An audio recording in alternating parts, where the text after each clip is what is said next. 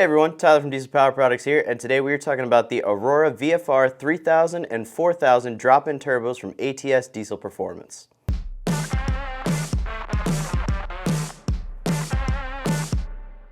So let's talk application. These turbos will be available for the 07.5 to 12 or 13 to 18 Ram 2500 or 3500s, and we also have a few more applications for others. Let's start with the Aurora 3000. This is going to be a great option for people who are looking for a stock size turbo with upgraded internals, probably not looking for much of a power gain, but looking to go with a more reliable VGT turbo. But if you're looking for more power and looking to lower those EGTs while towing, the Aurora 4000 might be what you're looking for.